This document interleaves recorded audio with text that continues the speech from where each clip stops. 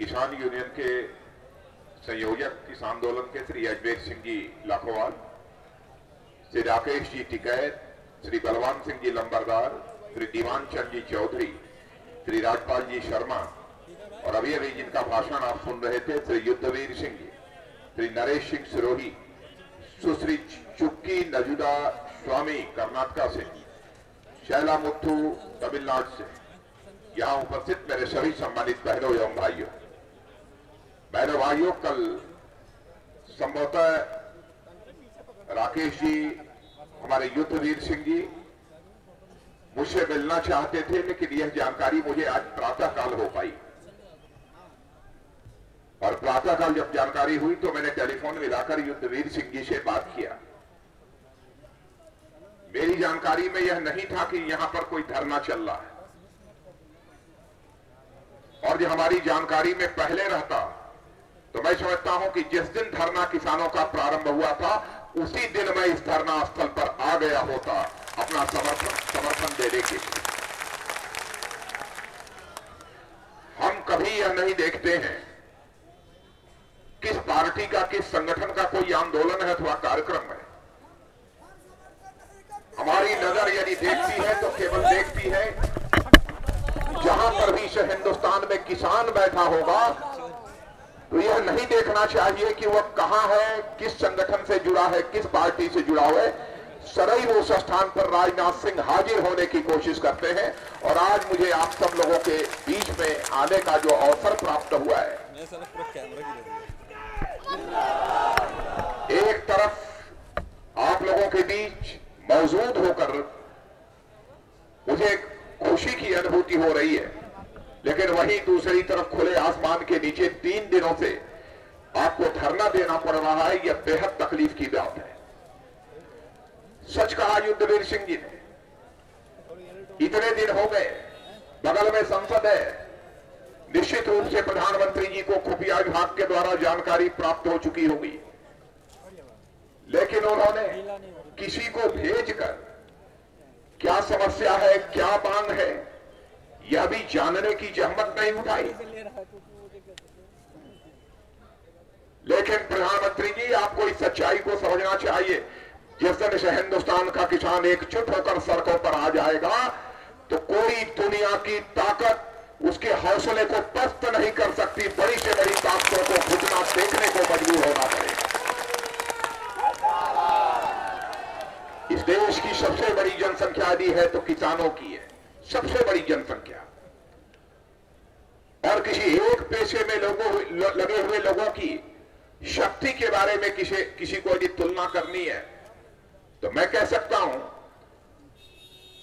कि हिंदुस्तान में केवल कृषि क्षेत्र में, कृषि पेशे में लगी हुई जो जनसंख्या है वही हिंदुस्तान की सबसे बड़ी जनशक्ति है, और उस जनशक्ति को कभी चुनौती देने की कोशिश बड़े से बड़े सत्ताधारी दल को नहीं करनी चाहिए। सबसे बड़ी हुई जनशक्ति है, और जिन मांगों को लेकर आप बैठे हैं उसकी हमको जानकारी है, और उस पर भी राकेश जी और हमारे युद्धवीर जी, यह सब सारे लोग तो आपके बीच चर्चा कर रहे हैं, सही तरीके से सारे पक्ष को आपके सामने वह रख रहे हैं, और मैं सचमुच आप लोगों को बधाई देना चाहता हूं, राकेश टिकैत जी और आपको भी लाखोवाल जी, और हम अपने युद्धवीर सिंह जी, यह पूरी टीम को मैं बधाई देना चाहता हूं। चाहे जो भी हो, लेकिन आप बराबर किसानों के उद्देश्य को लेकर, किसानों के सवाल को लेकर जो जूझते रहते हैं, तो मैं आपका जितना भी अभिनंदन करूं वह कम है, मैं ऐसा मानता हूं। लेकिन जब मैं भारत सरकार में कृषि मंत्री था 2003-2004 में, यह बात हमारे दिमाग में उसी समय आई थी कि जब सूखा पड़ जाता है, पाला पड़ जाता है, ओले पड़ जाते हैं, आग लग जाती है, किसान की फसल बर्बाद हो जाती है, किसान की सुध लेने वाला कोई दिखाई नहीं देता, क्या होना चाहिए? तो उस समय जब अपने अधिकारियों को बुलाकर मैंने कहा, दुकान का बीमा होता है, मोटरसाइकिल का बीमा होता है, कार का बीमा होता है, तो मैंने कहा कि किसानों के खेत की आमदनी का बीमा क्यों नहीं होना चाहिए? तो हमारे सेक्रेटरी ने यह कहा कहा सर यह कैसे संभव होगा, कैसे आमदनी तय होगी। मैंने कहा कि आप सब आईएएस अधिकारी हो और मैं जानता हूं कि जो बहुत शार्प होते हैं, जो बहुत तेज दिमाग के होते हैं, वो आईएएस और आईपीएस से बनते हैं।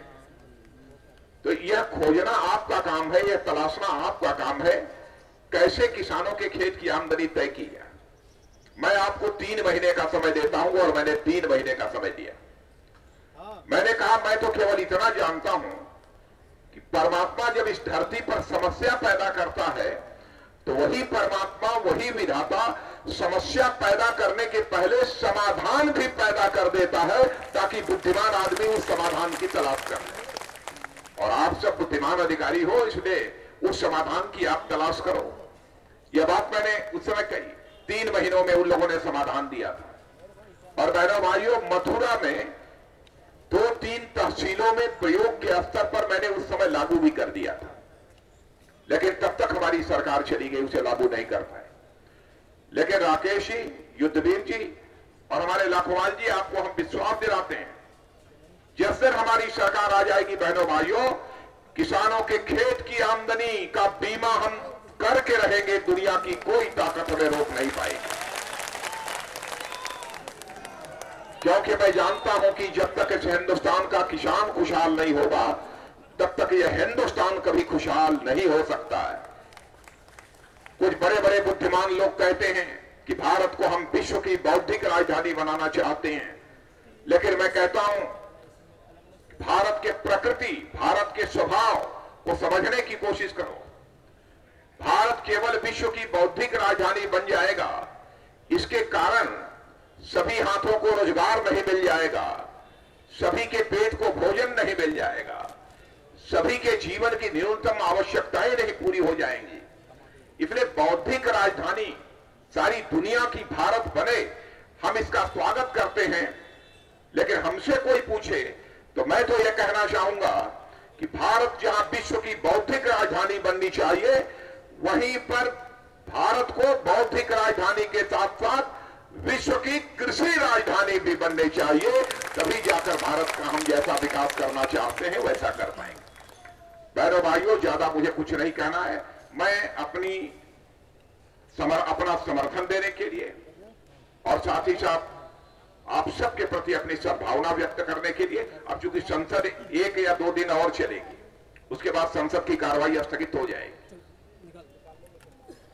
और फिर जो है कुछ महीनों के बाद चलेगी। लेकिन फिर भी मैंने अभी कुछ बात किया है आप लोगों से, राकेश जी से, युद्धवीर जी से, आप लोगों से।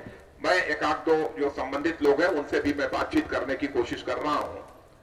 लेकिन मैं समझता हूं कि यह नहीं मानना चाहिए, आश्वासन तो कोई ना कोई आकर अब देना पड़ेगा। यदि आप यहां पर बैठे हैं तो आश्वासन तो मिलेगा ही मिलेगा, लेकिन समस्या का समाधान होना चाहिए। कैसे समाधान होगा, मैं यही कहना चाहूंगा आप लोगों को कि आप इसकी कार्य योजना बनाइए, इसका एक्शन प्लान बनाइए। सदैव राजनाथ सिंह आप लोगों के साथ खड़े हुए दिखाई देंगे। यही विश्वास और भरोसा दिलाते हुए अपनी बात को